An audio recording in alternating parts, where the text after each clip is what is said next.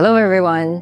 It's been a while since my last video, and honestly that's because mostly once the holidays hit from November to January, I tend to slow down and take some time off. Actually, I just came from a trip to Japan, which has only been possible with the extra income that I have been earning from running my two Etsy shops. So anyway, I wanted to make this video feel like a sort of reset. Not a new year, new me kind of thing, but like thinking about what I actually want my Etsy shop to look like going into the year based on what has and hasn't been working for me so far.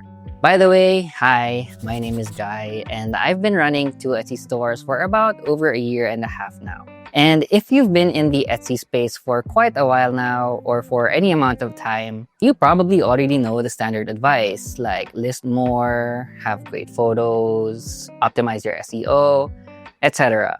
And none of that advice is wrong. But in my opinion, a lot of it gets delivered in a way that feels like Etsy is more intense than I believe it needs to be. Especially if you're trying to balance this with your own personal responsibilities, like work or family stuff, or just not wanting to be stressed out all the time. So this video is basically just me sharing a few resolutions I'm setting for myself. And these aren't hard rules, but adjustments because Etsy keeps on evolving. And a lot of the advice that sounds good on paper doesn't always feel sustainable for long. And if you're tired, unmotivated, or trying to figure out how to make Etsy fit into your life without making it take over completely, this probably is for you too. Let's start with number 1, be more consistent even when nothing is happening. This one is obvious, and yes, everyone talks about it. More listings, more activity equals more chances to grow, right? But what I'm trying to change moving forward is how I think about consistency. Because for a long time, I treated it like a personality trait. Like I needed to be someone who was always motivated and always in the mood to work. But that's not real consistency. That's just having a good week. Real consistency is showing up even when nothing is happening. Like when sales are slow, especially like in this first quarter of the year when people are still a bit recovering from shopping fatigue.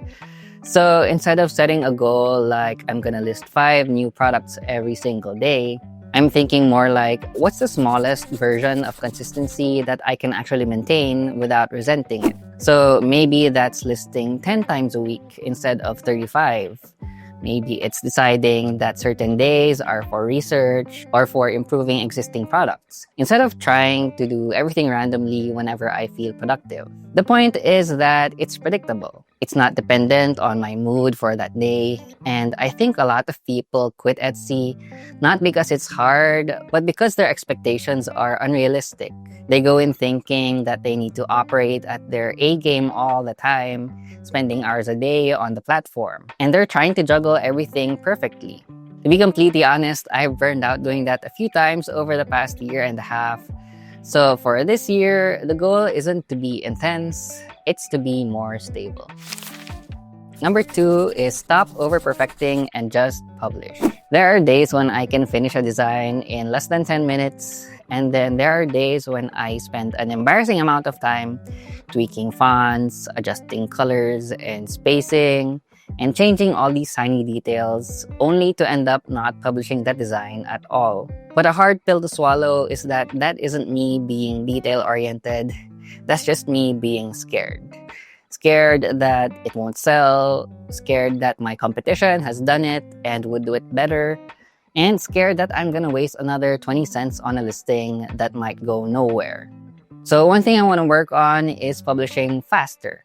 Not to be confused with sloppier or lower quality, just less overthinking. The fact is that a listing sitting in my drafts folder can't sell. But a listing that's imperfect but published has at least a chance and can be tested.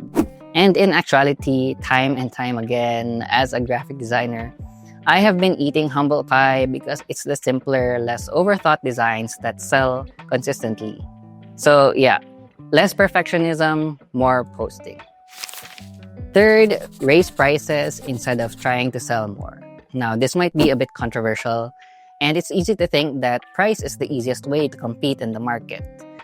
But if everyone in my niche competes on price, it eventually turns into a race to the bottom. And that's not a race that I want to win. The assumption is that selling more units automatically means you're doing something right. But especially in my shop where I sell custom products, more orders means more messages and more mental drain when fulfilling orders. So what I'm starting to focus on instead is who I'm actually selling to. And that is preferably people who have a bit more of a disposable income to buy whatever it is that they need from my shop. Because slightly higher prices tend to filter customers naturally. They attract people who care more about the product and the shopping experience, and less about finding the cheapest option. This shift also reminds me that pricing isn't just about profit, it's about positioning.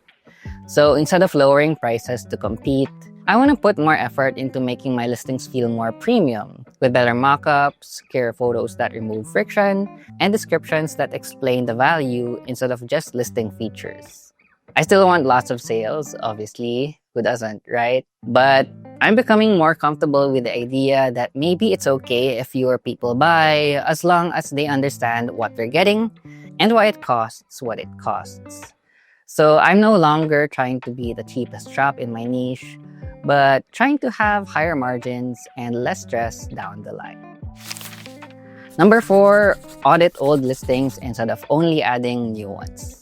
This one came from noticing a pattern in myself. Whenever something isn't selling, my instinct is to move on, make something new, and try a different idea that showed up in my research sessions.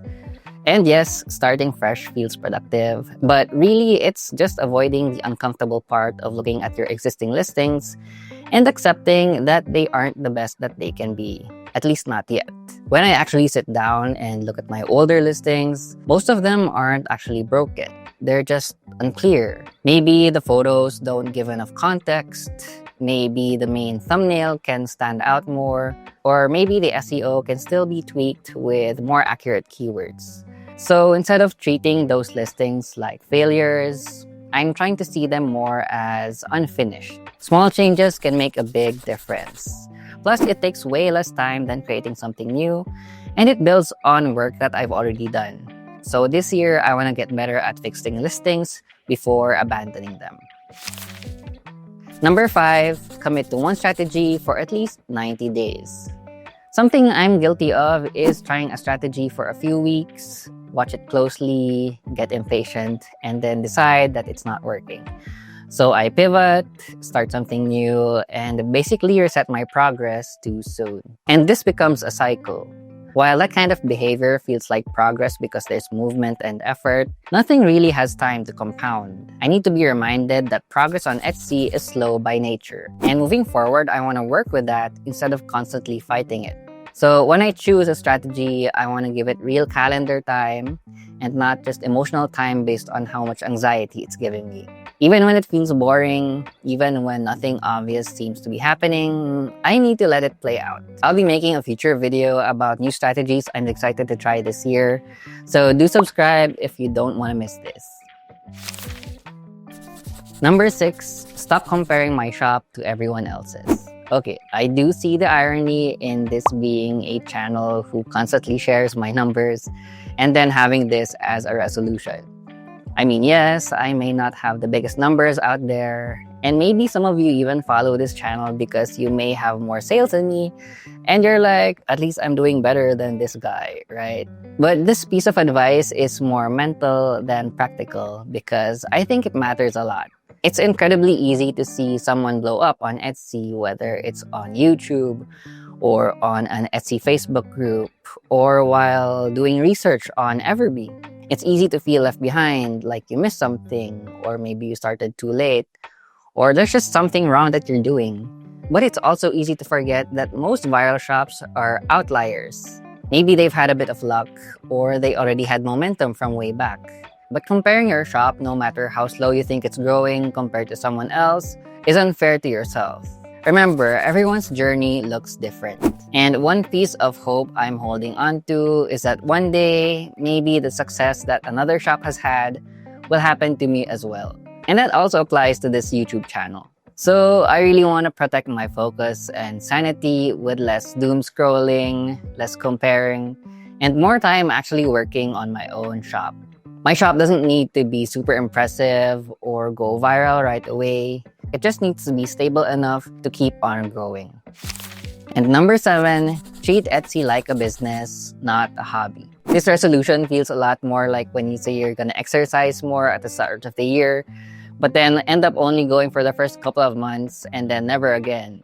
But remembering to treat your Etsy shop like a business is incredibly important for its success. This doesn't mean being super intense, like you're presenting on Shark Tank, but for me, it just means being more intentional and decisive.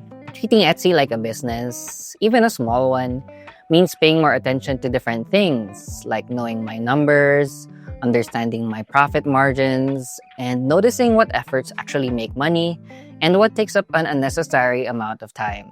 For example, spending too much time on research instead of actually making the thing. It might also mean taking a few risks and investing in tools to make your workflow more efficient, like Everbee for research and Kittle for design. Yes, they may take a few dollars away from your bottom line, but if they save time and energy, that's actually a good thing because time really is the most important currency. So when you are in tune with your business, decisions feel easier and you work more efficiently. And that alone removes a lot of unnecessary stress. It doesn't make the work heavier. If anything, it makes the whole experience more meaningful and impactful. And the next time someone asks you what you do, you can say, I'm a small business owner. I sell shirts on Etsy, or wedding invitations, or mugs, or whatever it is that you're selling. If you can't take yourself seriously first, how is anyone else going to, right? So yeah, those are my new Etsy resolutions going into this year. They're not super revolutionary, but more grounded and more realistic, and I think a lot more sustainable.